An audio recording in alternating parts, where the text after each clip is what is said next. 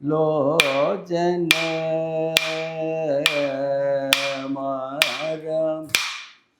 ആയിരക്കണക്കിന് അരങ്ങേറ്റങ്ങൾക്ക് വേദിയാകുന്ന ഗുരുവായൂർ മേൽപ്പത്തൂർ ഓഡിറ്റോറിയം ശനിയാഴ്ച വേറിട്ട ഒരു കഥകളി അരങ്ങേറ്റത്തിന് സാക്ഷിയാവും. ഗുരുവായൂരിലെ പൊതുപ്രവർത്തന രംഗത്തെ നിറസാന്നിധ്യമായിരുന്ന രാമൻകുട്ടി മേനോന്റെ ഭാര്യ തൃശൂർ വിവേകോദയം സ്കൂളിലെ റിട്ടയർഡ് അധ്യാപിക വിജയലക്ഷ്മി ടീച്ചർ ശനിയാഴ്ച രാത്രി 8-ന് കഥകളിയിൽ അരങ്ങേറ്റം കുറിക്കുകയാണ്. 71-കാരിയായ ഈ റിട്ടയർഡ് അധ്യാപിക കഥകളിയിൽ അരങ്ങേറ്റം കുറിക്കുമ്പോൾ അവരുടെ വിദ്യാർത്ഥികളായ അജയൻ തൃശൂരും കൃഷ്ണ രമേശും ടീച്ചറോടൊപ്പം തന്നെ അരങ്ങേറ്റം കുറിക്കാനുണ്ട് എന്നതും പ്രത്യേകതയാണ്.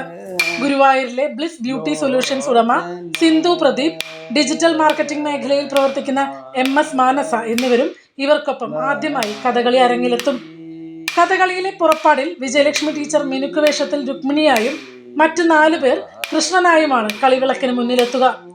സ്കൂൾ കലോത്സവങ്ങളിൽ സംസ്ഥാന തലത്തിലടക്കം നൃത്തയിനത്തിൽ നിരവധി സമ്മാനങ്ങൾ നേടിയിട്ടുള്ള വിജയലക്ഷ്മി ടീച്ചറുടെ മകൾ കൃഷ്ണപ്രഭയുടെ നൃത്ത അധ്യാപകനായിരുന്ന വെള്ളിനേഴി സ്വദേശി കലാമണ്ഡലം മോഹനാണ് ഈ 5-അംഗ സംഘത്തിന്റെ ഗുരു.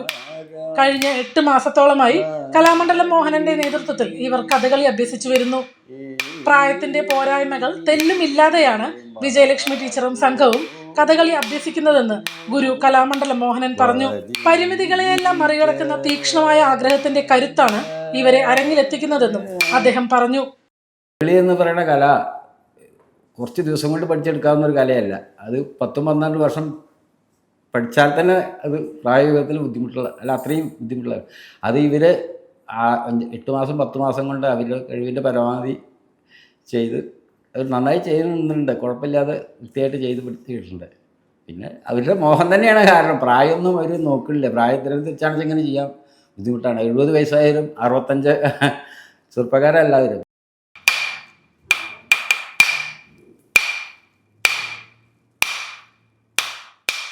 മറ്റ് നൃത്ത ഇനങ്ങളിൽ അവഗാഹമുള്ള മറ്റുള്ളവർക്കൊപ്പം താനും ചേരുകയായിരുന്നുവെന്ന് വിജയലക്ഷ്മി ടീച്ചർ പറയുന്നു. മകളും ഒപ്പമുള്ളവരും നൽകിയ പ്രോത്സാഹനം കരുത്തായെന്നും അവർ കൂട്ടിച്ചേർത്തു. ഇനി ഭരതനാട്യം അഭ്യസിക്കാനുള്ള ഒരുക്കത്തിലാണ് ടീച്ചർ. എൻ്റെ മോള് ഡാൻസറാണ്. അപ്പോൾ അവിടെ ഇങ്ങനെ കഥകളി പഠിക്കണം എന്ന് കൃഷ്ണ എന്ന് പറഞ്ഞ കുട്ടിയാണ് ആദ്യം ആവശ്യപ്പെട്ട്. പിന്നെ അതിൻ്റെ കൂടെ മാനസ, അപ്പോൾ സിന്ധു, ഇവരൊക്കെ മോഹിനിയാട്ടവും എല്ലാറ്റിലും ഉസ്താദുകളാണ്. അപ്പോൾ ഞാൻ മാഷോട് പറഞ്ഞു, മാഷെ ഞാൻ പിന്നിലൊന്ന് എക്സർസൈസ് പോലെ നിൽക്കട്ടെ എന്ന് പറഞ്ഞിട്ട് അങ്ങനെ നിന്നതാണ്. കഥകളി പഠിക്കണമെന്നൊന്നും ഒരിക്കലും ചിന്തിച്ചില്ല. ഞാൻ ഇതുവരെ സ്റ്റേജിലൊന്നും അങ്ങനെ വല്ല പാട്ടൊക്കെ പാടുകയെന്നല്ലാണ്ട് ഇങ്ങനത്തെ കലകളൊന്നും ചെയ്തിട്ടില്ല. അപ്പോൾ അങ്ങനെ ചെയ്ത് പിന്നെ ഇവരൊക്കെ ഇൻസ്പയർ ചെയ്യുക, ടീച്ചർ കളിക്കണ്ടല്ലോ എന്ന് പറയും. പക്ഷേ ഇപ്പോഴും ഇവരുടെ പോലെ കാല് പൊന്തലും ഒരു കാല് പൊന്തിക്കുമ്പോൾ ബോഡി താങ്ങില്ലല്ലോ. അപ്പോൾ അങ്ങനെ വെറുതെ എൻ്റെ മോളൊക്കെ ഇങ്ങനെ ഇൻസ്പയർ ചെയ്യാണ്. എനിക്ക് അറിയാം ഞാൻ അത്ര അല്ല എന്നാലും നന്നാവുണ്ടമ്മേ കളിക്കണ്ടല്ലോ പറഞ്ഞപ്പോൾ എനിക്കൊരാഗ്രഹം. പിന്നെ മോളെന്നെ അടുത്ത ജൂലൈയിൽ ഭരതനാട്യം ഇവിടെ സ്റ്റേജിൽ ചെയ്യിക്കാം എന്ന് പറഞ്ഞിട്ടുണ്ടായിരുന്നു. അപ്പോൾ ഞാൻ പറഞ്ഞു 2 കൂടിക്ക് പറ്റില്ല, എന്നപ്പോൾ കഥകളി കഴിയട്ടെ എന്നിട്ട് ഭരതനാട്യം നോക്കാമെന്ന് പറഞ്ഞിട്ട്.